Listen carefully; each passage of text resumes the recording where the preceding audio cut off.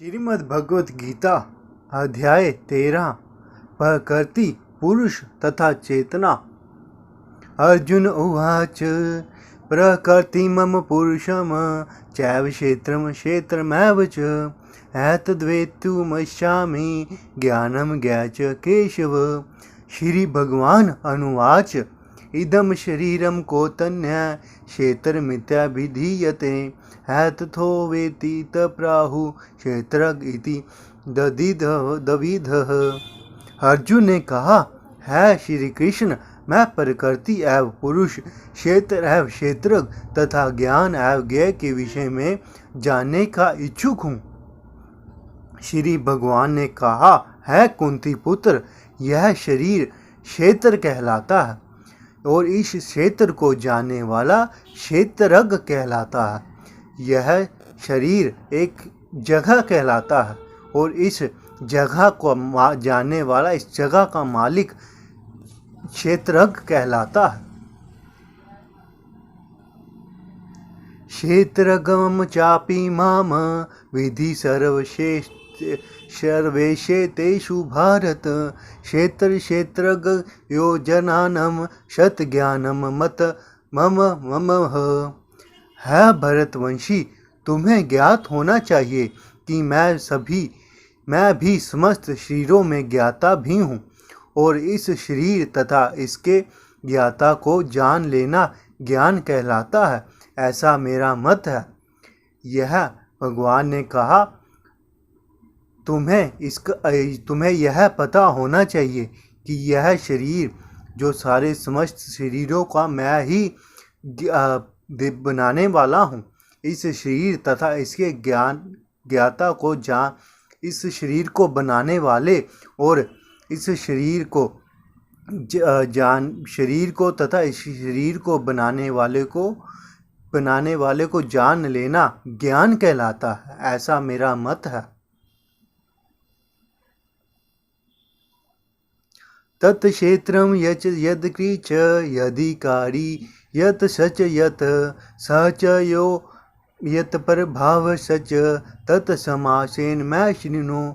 अब तुम मुझसे यह सब संक्षेप में सुनो कि कर्म क्षेत्र क्या है और किस प्रकार बना है, इसमें क्या परिवर्तन होते हैं, यह कहाँ से उत्पन्न होता है, इस कर्म क्षेत्र को जानने वाला कौन है और उसके क्या प्रभाव है। ऋषि ब्रहुआ गीतम छंदोभिर्विविधे पृथक् ब्रह्मा सूत पदाश चैव हेतुमिध विनिश्चयते। विभिन्न वैदिक ग्रंथों में विभिन्न ऋषियों ने कार्यकलापों के क्षेत्र तथा उन कार्यकलापों के ज्ञाता के ज्ञान का वर्णन किया है। इसे विशेष रूप से वेदांत सूत्र में कार्य कारण के समस्त तर्क समेत प्रस्तुत किया गया है।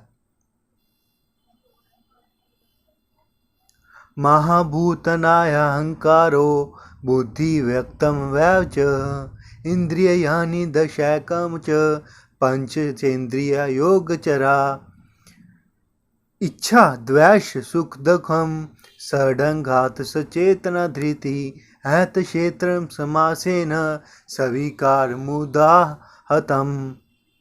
पंच महाभूत, अहंकार, बुद्धि, अव्यक्त, दसों इंद्रियां तथा मन, पांच इंद्रिय विषय, इच्छा द्वेष सुख दुख संघात, जीवन के लक्षण तथा धैर्य, इन सबों को संक्षेप में कर्म का क्षेत्र तथा उनकी अंत क्रियाएं कहा जाता है।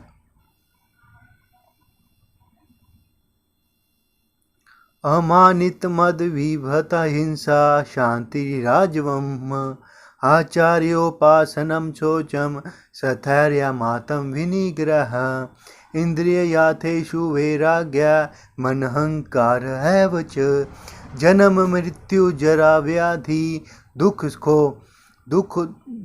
दोषानुदर्शनम आसक्तिरन भविष्यवडं पुत्र द्वार गृहादिषु नित्यं च समचित्ततम विष्टा निष्ठो पतितु तिषुः मयि चानयोगेन भक्तिरव्यभिचारिणी विभक्तदेशसेवती मर्ति जन संसदीह अध्यात्मज्ञाननित्यवयं तत्त्वज्ञानदर्शनम् ऐतज्ञानमिति प्रोक्त मज्ञानं यदतो अन्यथा। विनम्रता, दंभहीनता, अहिंसा, सहिष्णुता, सरलता, प्रामाणिक गुरु के पास जाना, पवित्रता, स्थिरता, आत्म संयम, इंद्रियों के विषयों का परित्याग, अहंकार का अभाव, जन्म, मृत्यु, वृद्धा अवस्था तथा रोग के दोषों की अनुभूति, वैराग्य, संतान, स्त्री, घर तथा अन्य वस्तुओं की ममता से मुक्ति, अच्छी तथा बुरी घटनाओं के प्रति एक समान रहना, मेरे प्रति निरंतर अन्य भक्ति करना, एकांत स्थान में रहने की इच्छा, जन समूह से विलगाव, आत्म साक्षात्कार की महानता को स्वीकारना तथा परम सत्य की दार्शनिक खोज, इन सबको मैं ज्ञान घोषित करता हूँ और इनके अतिरिक्त जो भी है वह सब अज्ञान है। ज्ञायं यत् पश्यामि यज्ञात्वा ममृतमश्नुते अनादिमत् परं ब्रह्म न सतन् सदुष्यते। अब मैं तुम्हें ज्ञान के विषय में बतलाऊंगा जिसे जानकर तुम नित्य ब्रह्मा का आस्वादन कर सकोगे। यह ब्रह्मा या आत्मा जो अनादि है और मेरे अधीन है, इस भौतिक जगत के कार्यकरण से परे स्थित है। सर्वत पाणिपादम तत्सर्वतो अक्षिरुमुखम सर्वत ज्योतिमलोके सर्वमावृत्य तिष्ठति। उनके हाथ, पांव, आंखें, सिर तथा मुंह, उनके कान सर्वत्र हैं। इस प्रकार परमात्मा सभी वस्तुओं में व्याप्त होकर अवस्थित है। सर्वेन्द्रिय गुणाभासम सर्वेन्द्रिय विवर्जितम असक्तम सर्वभृचैव निर्गुणम गुणभोक्त च। परमात्मा समस्त इंद्रियों के मूल स्तोत्र हैं, फिर भी वह इंद्रियों से रहित है। वह समस्त जीवों के पालन करता होकर भी अनासक्त है। वह प्रकृति के गुणों से परे हैं, फिर भी वह भौतिक प्रकृति के समस्त गुणों के स्वामी है। परमात्मा ने हमारे शरीर के बनाने के मूल स्तोत्र हैं। फिर भी वह इंद्रियों से रहित है। वह जीवों के पालन करता होकर भी अनासक्त है। वह जीवों से लगाव, मोह से रहित है। अनासक्त मतलब मोह से रहित। बहिरंत सचः भूतानां चरमैव च सूक्ष्मतावद्विज्ञं दूरस्थं चानीतके च तत्। परम सत्य जड़ तथा जंगम समस्त जीवों के बाहर तथा भीतर स्थित है। सूक्ष्म होने के कारण वह भौतिक इंद्रियों के द्वारा जाने या देखने से परे है। यद्यपि वह अत्यंत दूर है, किंतु हम सबों के निकट भी हैं। अभिभक्तं च भूतेषु विभक्तिमिव च स्थितम् भूतभृतं च तज्ज्ञेयं गस्तिष्णु विष्णु च। यद्यपि परमात्मा समस्त जीवों के मध्य विभाजित प्रतीत होता है, लेकिन वह कभी भी विभाजित नहीं है। वह एक रूप में स्थित है। यद्यपि वह प्रत्येक जीव का पालन करता है, लेकिन यह समझना चाहिए कि वह सबों का संहार करता है और सबों को जन्म देता है।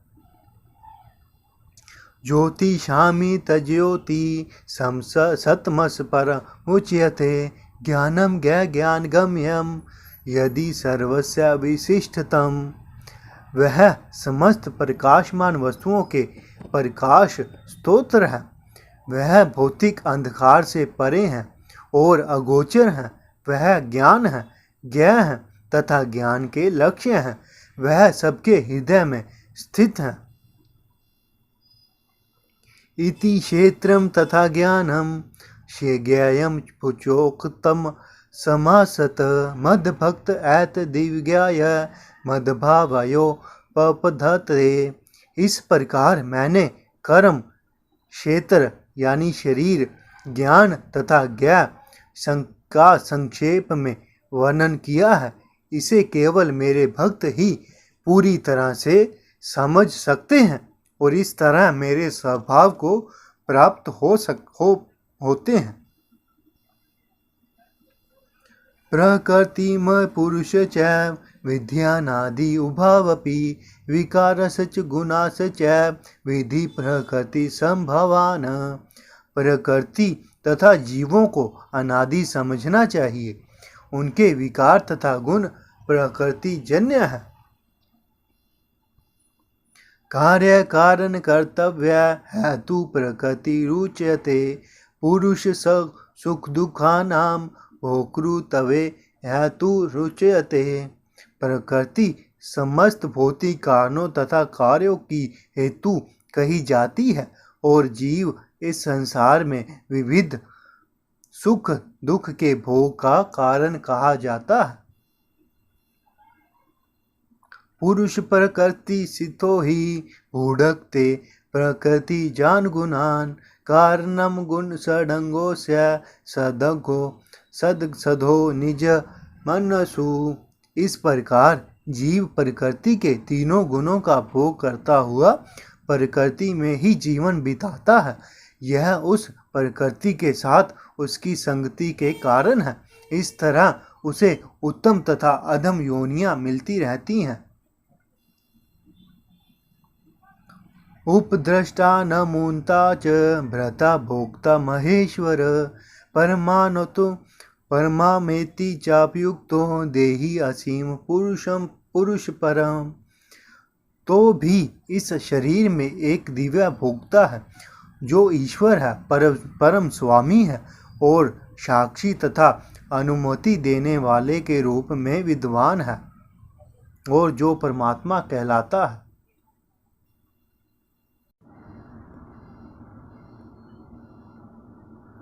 यह वेत्ति पुरुषम प्रकृति च गुणे सह सर्वथा वर्तमानोऽपि न स भूयो अभिजायते।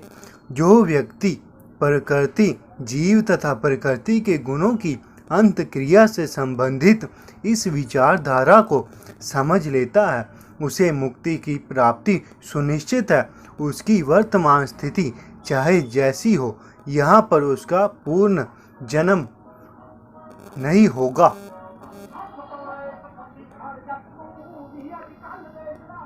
ध्याने नात्मनि पश्यन्ति केचिदात्मान मात्मना अन्य सांख्येन योगेन कर्म योगेन चापरे। कुछ लोग परमात्मा को ध्यान के द्वारा अपने भीतर देखते हैं तो दूसरे लोग ज्ञान के अनुशीलन द्वारा और कुछ ऐसे हैं जो निष्काम कर्म योग के द्वारा देखते हैं। अन्यत वै जानात श्रुत्वा नैव उपासते ते अपि चाति ईरन्तयैव मृत्युयं श्रुति प्रायणा। ऐसे भी लोग हैं जो यद्यपि आध्यात्मिक ज्ञान से अवगत नहीं होते पर अन्यों से परम पुरुष के विषय में सुनकर उनकी पूजा करने लगते हैं। यह लोग भी परमानिक पुरुषों से श्रवण करने की मनोवृत्ति होने के कारण जन्म तथा मृत्यु पथ को पार कर जाते हैं। यावत् स जयायते किंचि सतव सथार्वजडंगम क्षेत्र संयोगः तदिधि भरतशप। है भरत वंशियों में श्रेष्ठ, यह जान लो कि चर तथा अचर जो भी तुम्हें अस्तित्व में दिख रहा है वह कर्म क्षेत्र तथा क्षेत्र के ज्ञाता का संयोग मात्र है। सम सर्वेषु भूतेषु तिष्ठन्तं परमेश्वरं विनश्य सब विनश्यन्तं यः पश्यन्ति स पश्यन्ति। जो परमात्मा को समस्त शरीरों में आत्मा के साथ देखता है और जो यह समझता है कि इस नश्वर शरीर के भीतर ना तो आत्मा ना ही परमात्मा कभी भी फनिष्ठ होता है, वही वास्तव में देखता है। समपश्यन् पश्यन् हि सर्वत्र समवस्थितिमवीश्वरं स्वरमः न हिंसत्यात्मानात्मा ततो यान्ति पराम गतिम्। जो व्यक्ति परमात्मा को सर्वत्र और प्रत्येक चीज में समान रूप में वर्तमान देखता है, वह अपने मन के द्वारा अपने आप को भ्रष्ट नहीं करता। इस प्रकार वह कर्तव्य को प्राप्त होता है। प्रकृति एव च कर्माणि क्रियमाणानि सर्वशः यः पश्यन्ति तथा मान कर्तारमश पश्यन्ति। जो यह देखता है कि सारे कार्य शरीर द्वारा संपन्न किए जाते हैं जिनकी उत्पत्ति प्रकृति से हुई है, और जो यह देखता है कि आत्मा कुछ भी नहीं करता, वही सता यथार्थ में देखता है। यदा भूत परिगत भावे सतम मनु पश्यन्ति ततएव च विस्तारमः ब्रह्मा संपद्यते तथा। जब विवेकवान व्यक्ति विभिन्न भौतिक शरीरों के कारण विभिन्न स्वरूपों को देखना बंद कर देता है और यह देखता है कि किस प्रकार जीव सर्वत्र फैले हुए हैं, तो वह ब्रह्मा बोध को प्राप्त होता है। अनादि तवानि गुण तवात् परमात्मा यमवय शरीर सथो अपि कोतन्य न करोति न लिप्यते। शाश्वत दृष्टि संपन्न लोग यह देख सकते हैं कि अविनाशी आत्मा दिव्य शाश्वत तथा गुणों से अतीत है। अर्जुन, भौतिक शरीर के साथ संपर्क होते ही आत्मा ना तो कुछ करता है और ना लिप्त होता है। यथा सर्वगतम सोम सोक्षम यादाकाशम नपो लिप्यते सर्वथा विस्थितो देहे तथा तमा नोपलिप्यते। यद्यपि आकाश सर्वव्यापी है, किंतु अपनी सूक्ष्म प्रकृति के कारण किसी वस्तु से लिप्त नहीं होता। इसी तरह ब्रह्मा दृष्टि में स्थित आत्मा शरीर में स्थित रहते हुए भी शरीर में लिप्त नहीं होता।